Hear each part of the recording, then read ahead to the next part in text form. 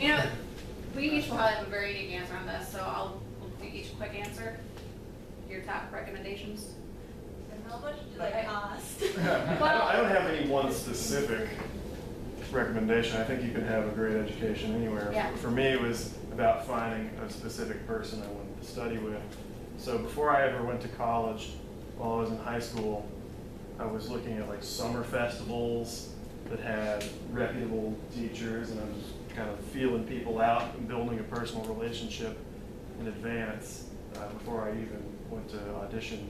I went to Arizona State University, and I had met the teacher there. I had gone to summer camps with him for 3 years running, where he was there. I wasn't necessarily working straight with him, but I had a working relationship. Your local music stores also will have, like what he's talking about, if you're like thinking, well, how am I gonna meet the teachers? A lot of times those teachers come through the local music stores and they'll do free clinics. So, you know, if you wanna stay in the Chicago area, get to know the Chicago teachers and see where they're playing and go out and hear them. But that's a really good point. Any other good advice on? Well, when I was a high school student, I was very interested in jazz, and so I wanted to go study jazz. Luckily, my older brother played the trombone also, and he went to Northern Illinois University, where they have a very strong jazz program. Other schools I looked at was one of the schools where I teach now, Elmhurst College, has a very strong jazz program. You know, DePaul University has a strong jazz program. But, you know, how strong is the program too of the kind of style you want to study? You know, luckily for me, Northern Illinois also had a strong classical program, and eventually that's really where I found where my love of music was. It was in classical music, so I actually went in that direction. I think for music schools also, if you're thinking of performance degree, it's really exciting to think, well, I could go to this huge school or this huge school which has undergrad and grad and master's students and doctoral students. And my one bit of caution that I would put out there is if you want to do a performance degree, go somewhere. I think I can highly recommend for your bachelor's degrees to go somewhere where it's just a bachelor's level degree. They're just doing, you know, a lot of those schools where they have everybody, they're all going for the same positions in the performing group. So like if you're going in as a freshman your first 4 years of college, you may not be able to play with the orchestra until you're a senior, or you might never. You might only get one chance here and there. Happened to me. Yeah. When I got to DePaul, I went to Lawrence University in Wisconsin. It was expensive, but I got a really good scholarship to go there, so if someone had a question about money, there are lots of scholarships out there and grants. But I got to play in the orchestra all 4 years, and when I got to DePaul, I was playing with Cliff Pullman, who's a very important conductor in the Chicago area, and I did not piss him off because I knew my etiquette by the time I got there, whereas a lot of kids who came from larger schools who had never had the chance to play in an orchestra got on his bad side in the first week. And once you get on a conductor's bad side, especially orchestra, a lot of times they remember that for the rest of your life. So that sounds scary, but it's true. So really, you know, get as much experience as you can in as many different ensembles, and what school is going to help you do that the most. You know, for me, I can say go to a school where it's just undergrad, you know, just the bachelor's degrees, and you can be sure that you will have the equal opportunity for those ensembles. So. All right, very good question. Let's move on to another one. Yeah. Do you have any advice for being less nervous when like auditioning or playing in front of people? Yes. Be totally prepared and know your music better than anyone else. That keeps you from being nervous. When you're like, I can play this, then you don't get nervous. I think, you know, for me, there's nerves that, you know, sometimes also when I'm really prepared, my body speeds up also. Like, if you've ever gotten up on stage and suddenly you were thinking about 50 things at once, and all you want to be thinking about is getting through your solo on stage. So, trying to slow your brain down, sometimes I will just try repeating the same number. I studied with John Hagstrom in the CSO, and that's something he taught me. Just say 1 every second. 1, 1, 1, 1. And don't let your mind travel in between 1. And breathe slowly in and out while you're saying 1. Anything that will just help you slow down, because that's one of the biggest things that contributes to nerves is that speed up your body goes through. So anything you can do to just slow your body down, do some breathing exercises, do the one exercise, say some prayers, I don't know. Preparedness is one, and then just learn what your body does when you get nervous and find out how to counteract it, because that's a huge thing for me. I remember when I was beginning, I was telling you about my anxiety, my nose would start, it felt like my nose would jump up and down when I got nervous. I get so nervous, I think my muscles would get in the hyper state because I was so nervous, and it felt like my nose was vibrating. It was just the weirdest thing. So our bodies do weird things under nervous situations. The best thing to do is just to analyze it as if you were looking at a computer to see what the bug was. Just treat everything like there's a problem and I have a solution for it, and I'm going to figure out what that solution is. And that takes the emotions out of it. That'll help you slow your body down and just get on stage and do what you need to do. I've dealt a lot with performance anxiety, and one thing that I have found, the morning of a big concert, it will just jolt me out of bed at 7 a.m. sometimes with that thought, and that, like Mary was talking about, how being so up. And one thing that I noticed that consistently helps me is like go for a run, or if whatever the exercises that you like to do. Maybe you play like, I don't know, a game of soccer or something, but something that like gets that physical exertion out, so it gives your body an opportunity to slow down naturally. And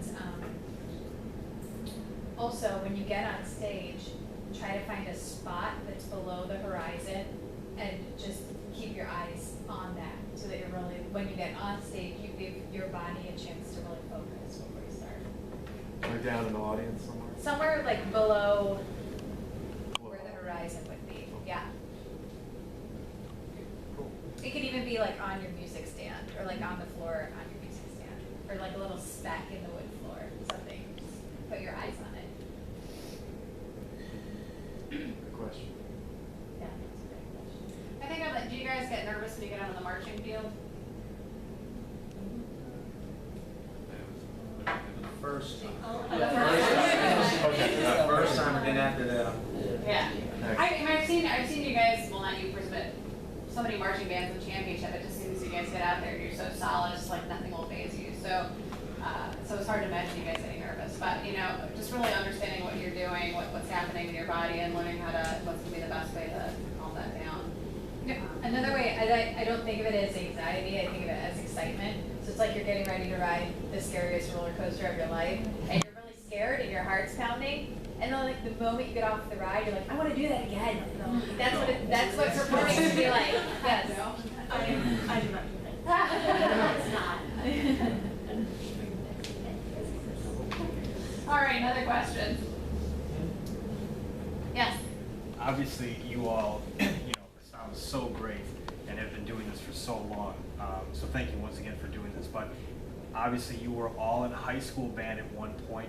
If there's one bit of advice that you could tell yourself in high school to kind of help you along the road to where you are now, what would that be? Like if you could go back in time and say, you know what, I really need to spend more time doing lip slurs, or I really need to do breathing exercise, or I really need to be listening, or da-da-da-da-da. I mean, what would you tell yourself when you were in high school so that these kids can hear this and play like you all?